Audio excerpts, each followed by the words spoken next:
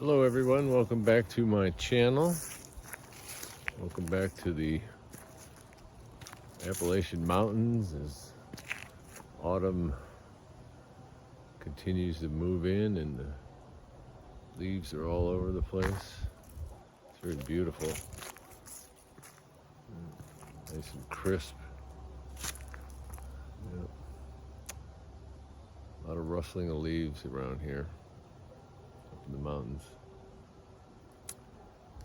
But I've been trying to make this video and things kept getting added to it. So it's all about perspective and perception and how we perceive things. You know, we have our five senses and those are very limiting. But it's quite amazing how it all works. We take in information from our senses. The brain starts processing it, putting it through its filters, and based on our past histories and our traumas and our memories. And we come up with this interpretation of something. It could be the taste of food or the smell of someone's perfume or the touch of the skin or just what we see. Most of the time it seems to be what we see with our eyes, but it goes through this amazing process that happens basically instantaneously. It gives us a perception of something, and two people can look at the exact same thing and see something very different. They can hear the same words, but yet interpret them very differently. It's just amazing process that we go through, each one of us as individuals. But what started me on this path, on this topic, was I was driving a few weeks ago and I was coming back from this farm where I buy meat, a local farm, cattle farm, and I passed a Confederate flag. And I started thinking about, how people respond to the Confederate flag. Dixie, because I'm in Dixieland, right? South of the Mason-Dixon line. Some people can look at a Confederate flag and they immediately think of slavery. Others will look at the Confederate flag and they'll think of states' rights. I just looked at it and saw a bunch of colors and it's an interesting little design, and maybe even think of that car that was in the Dukes of Hazzards, the old television show. But anyways, it's all about how we perceive it, and we have a choice in how we perceive that, flag. Recently I started a project for our community, and one of my friends decided to step in and help. And from his perspective, he was helping. From my perspective, it could have been viewed as he was hijacking the project. And I know he didn't mean to do that consciously. He was just trying to help. His heart was in the right place. But I knew that I had a choice about how I wanted to perceive this.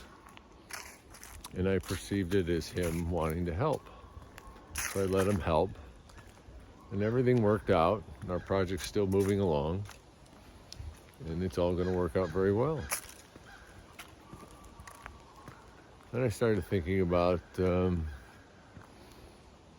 relationships, something I think about a lot these days, and how if I open a woman's heart and then I break her heart, how am I to be perceived? A womanizer, a heartbreaker? Wonder if her heart had never been opened before.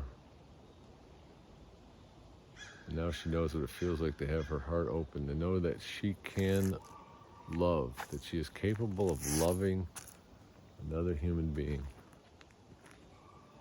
Is that a gift? Did I give her a gift? The gift of feeling love? All depends on how we want to perceive it. And is it a gift to feel heartbreak? To feel both sides of that duality? So that the next time we know that we have to work harder, put more effort, I don't like the word work, to put more effort into a loving relationship. That's what I came away from it. As I've reviewed my life and my relationships, I look at what happened and choose how I want to perceive this, all these lessons. I do ask for forgiveness for people who may feel that I have hurt them. However, they got something out of it too. And they brought something into it too. It's complicated, isn't it? How we perceive things. Because we can perceive things multiple ways at the same time. And when it comes to love, that's when it really gets complicated, because love is a very complex emotion. It can be sad and joyous at the same time. Yeah. So that's what I've been thinking about lately, is perception. How we perceive things. More than just our senses. And how we have the choice of how we want to perceive things. Every day we make thousands of choices.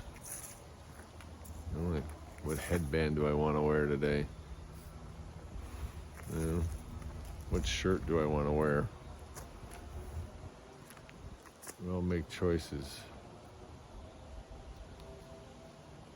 So we can choose how we perceive our life, and choose how we perceive what we experience with others. We can choose how we perceive the events of our world as it seems to be spinning out of control. But the amazing thing is that when you look underneath, there's a groundswell of awakening happening. And that's why I have more than once stated that I have high hopes for humanity. Because what we see on the news is only one possible timeline and only one perception. It's a perception they want to program us with. So the best thing we can do is turn off the TV and make a conscious decision of how we want to perceive our world. Since we are the creators of our world, we can choose how we want to perceive our world. It all goes together. One big mix.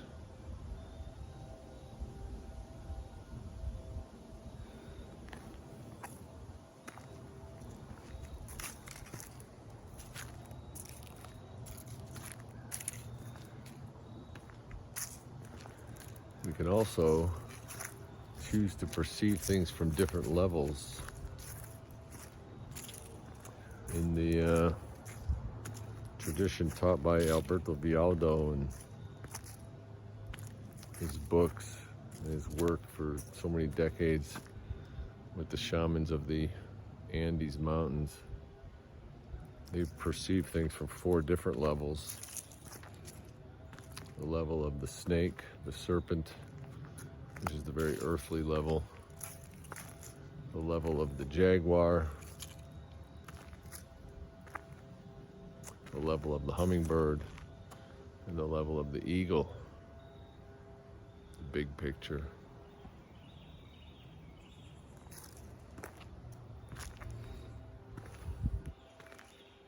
It's like playing multi-dimensional chess.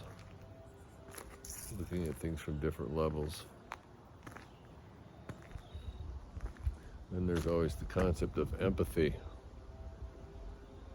which is the Put yourself in somebody else's shoes and look at things from their perspective. What did it feel like to them? Yeah. Lord knows I've done that enough times. It's a good practice. Helps us to understand ourselves and the impact that we have on others.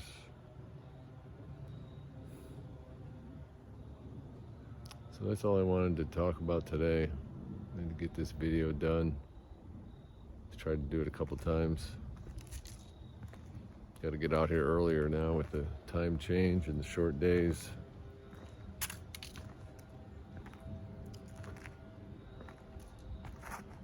I hope you'll perceive this as helpful